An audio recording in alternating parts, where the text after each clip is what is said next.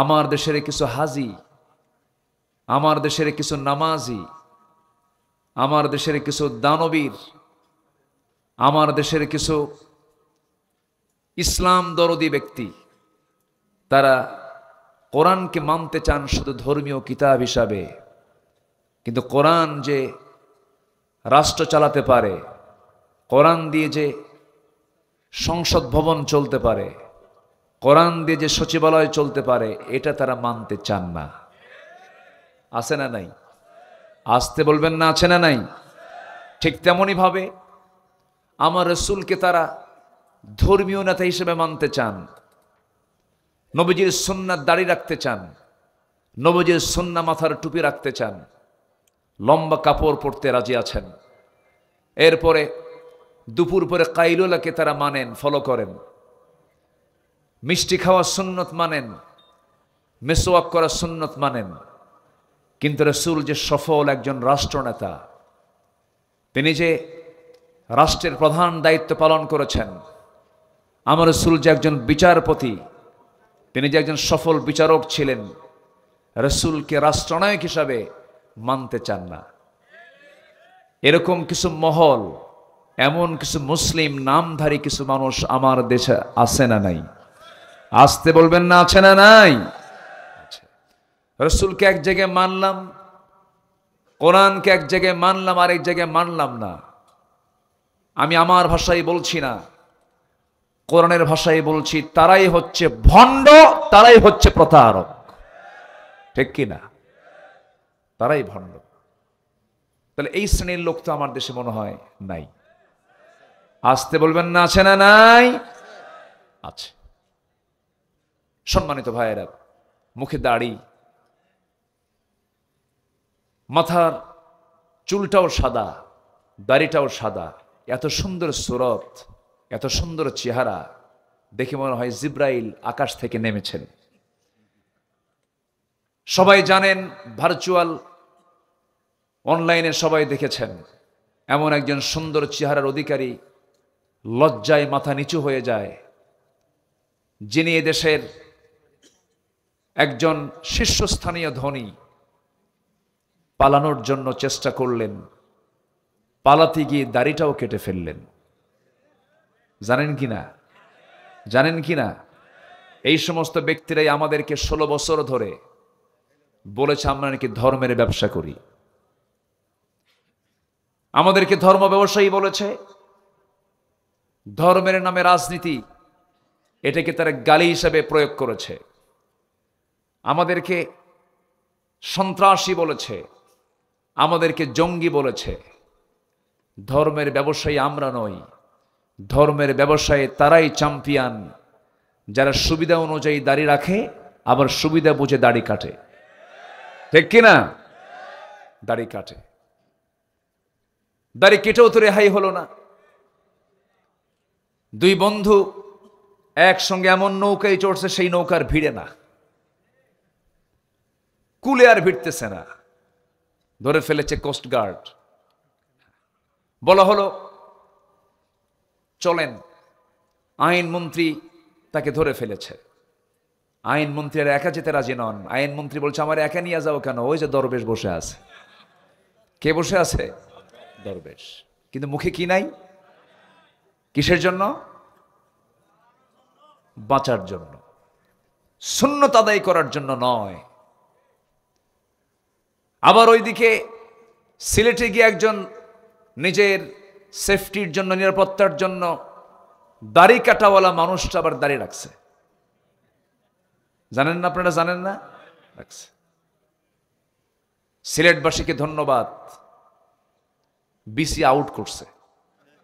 জানেন তো আপনারা কম বেশি। বদমাইশটা বলেছে, আমি নিজে সাইদের রায় দিয়েছি। বলে নাই? বলেছে। এরা ইসলামকে শুধু নামাজের মধ্যে, কিছু দান সদকার মধ্যেই দেখতে চায়। ওরা রাষ্ট্র ইসলামকে দেখতে চায় না। ওরা ইমানদার নয়।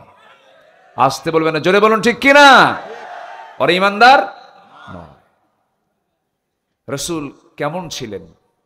রাসূলের পরিচয়টাকে আমরা আস্তে আস্তে করে একটু শিখবো, জানবো। জোরে বলি ইনশাআল্লাহ। কষ্ট হচ্ছে না তো? আল্লাহ রাব্বুল আলামিন রাসূলের পরিচয় দিতে নিয়ে সুন্দর করে সুন্দর সম্বোধন শব্দ প্রয়োগ করে বলছেন, ইয়া আইয়ুহান নাবিয়্যু ইন্না আরসালনাকা শাহিদাও ওয়া মুবাশশিরাও ওয়া নাযীরাও ওয়া দাঈয়ান ইলাল্লাহি বিইذনিহি ওয়া সিরাজাম মুনীরা وبشر المؤمنين بأن لهم من الله فضلا كبيرا ولا تطع الكافرين والمنافقين ودع أذاهم وتوكل على الله وكفى بالله وكيلا জোরে বলুন আল্লাহু আকবার, আরো জোরে বলুন আল্লাহু আকবার। আমার বন্ধুগণ, আল্লাহ তাআলা তার নবীকে এত সম্মান দিয়েছেন, আমার রাসূলকে এত মর্যাদা দিয়েছেন যে কোরআন যে ব্যক্তির উপরে নাজিল হলো সেই মহান ব্যক্তিকে আল্লাহ তাআলা নিজে কখনো নাম ধরে ডাক দেন নাই, সম্বোধন সূচক শব্দ প্রয়োগ করেছেন। সরাসরি নাম ধরে ডাকলেও এতে আল্লাহর কোনো আসে যায় না। যেমন করে ডাক দিয়েছেন, ইয়া আদামুসকুন আনতা ওয়া যাওজুকাল জান্নাহ ওয়া মা তিলকা বিয়ামিনিকা ইয়া মূসা ইয়া ইয়াহইয়া খুযিল কিতাবা বিকুওয়া। আল্লাহ রাব্বুল আলামিন আরো নবীকে নাম ধরেই ডাক দিয়েছেন, কিন্তু আমার নবীর নামটা নিলেও সম্মান সূচক গুণবাচক শব্দ সাথে সাথে লাগায়া দিয়েছেন, মুহাম্মাদুর রাসূলুল্লাহ ওয়াল্লাযীনা মাআহু আশিদ্দাউ আলাল কুফফারি রুহামাউ বাইনাহুম। আরেক জায়গায় বলছেন, ইয়া আইয়ুহার রাসূল বাল্লিগ মা উনজিলা ইলাইক। আরেক জায়গায় বলছেন, ইয়া আইয়ুহাল মুসাম্মিলু কুমিল লাইলা ইল্লা কালিলা। আরেক জায়গায় বলছেন, ইয়া আইয়ুহাল মুদ্দাসসির কুম ফাআনযির ওয়া রাব্বাকা ফাকাব্বির ওয়া সিয়াবাকা ফাতাহহির ওয়ার রুজজা ফাহজুর। জোরে বলুন আল্লাহু আকবার।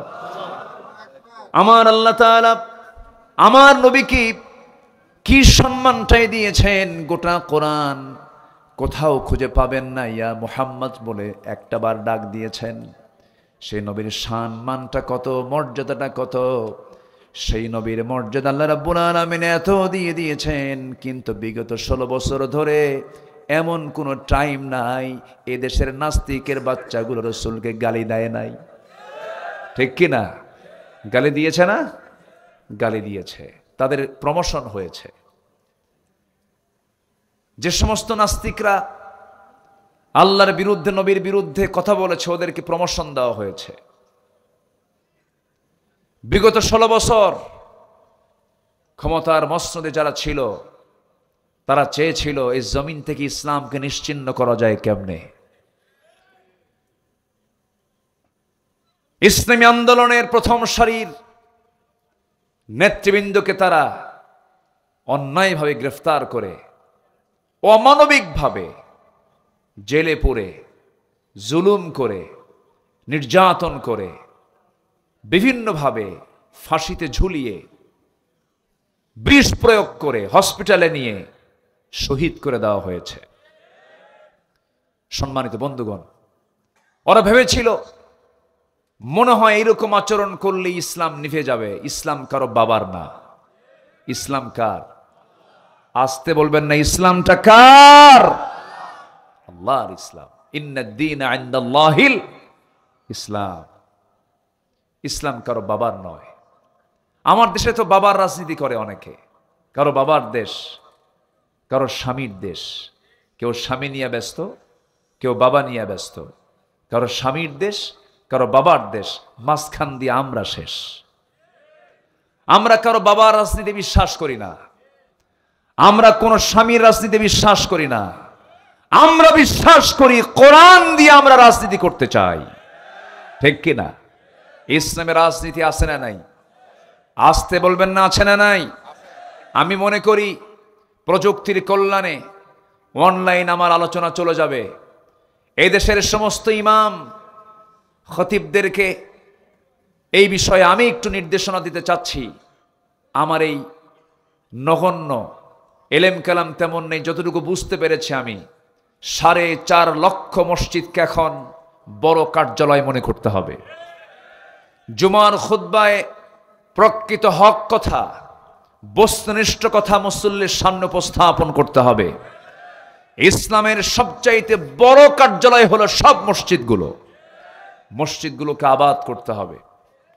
হক কথা বলার জন্য চুল পরিমাণ পিছপা হওয়া যাবে না, নচেত মুনাফিকের কাতারে যেতে হবে। সম্মানিত ভাইয়েরা, মসজিদ কমিটিও তারা দখল করেছিল। সম্মানিত ভাইয়েরা, সম্মানিত বন্ধুগণ, এই দেশের কোনো কিছুর অভাব নেই। এই দেশে এমন কিছু নাই যা বাদ পড়েছে। প্রাকৃতিক খনিজ সম্পদে, প্রাকৃতিক সম্পদে ভরপুর হচ্ছে আমার দেশ, বলি আলহামদুলিল্লাহ। আমি গত বছর কাতার গিয়েছিলাম, সেখানে একটা গাছ, একটা সবুজ গাছ, সবুজ দেখার জন্য একটা গাছের পেছনে লক্ষ লক্ষ কোটি কোটি টাকা তারা খরচ করে। একটা গাছ তারা তাজা রাখতে পারে না, গাছ নাই। মিডল ইস্টের যে দেশগুলোকে আমরা দেখি ধনকূপ বলি, আমরা ধনী রাষ্ট্র বলি, আল্লাহ তাদেরকে একটু ঢেলে দিয়েছেন, তেল দিয়েছেন। তেল ছাড়া প্রাকৃতিক সম্পদ আমার দেশে যা আছে পৃথিবীর অনেক দেশেই তা নাই, বলি আলহামদুলিল্লাহ। যেন নববধূর মতো সাজানো এক সুন্দর একটি প্রাকৃতিক নৈসর্গিক সৌন্দর্যের এক বিশাল সৌন্দর্যের এক অপরূপ লীলাভূমি হচ্ছে আমার দেশ, সোনার বাংলাদেশ, বলি আলহামদুলিল্লাহ। বান্দরবান গেলে মনে হয় শুধু পাহাড় আর পাহাড়, আবার দেশের উত্তরাঞ্চলে যখন চলে যাবেন তখন মনে হয় দেশে কোনো পাহাড়ই নাই।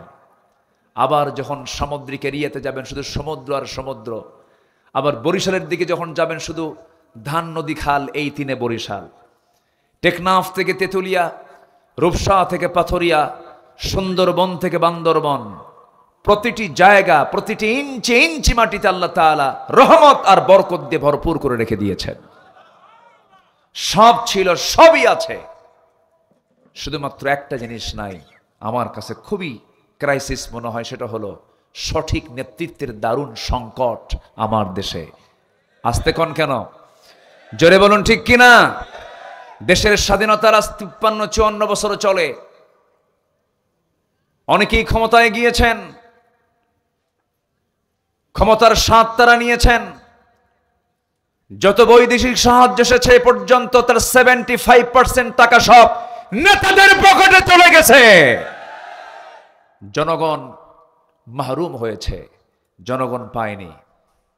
কিন্তু এই দেশে এমন কিছু দলও আছে যারা এই দেশে তাদের বাবার, তাদের স্বামীর কোনো আদর্শকে তারা প্রতিষ্ঠা করতে চায় না। তারা চায় আমার নবীজির আদর্শ প্রতিষ্ঠা করতে, তারা চায় আল্লাহর আইন প্রতিষ্ঠা করতে।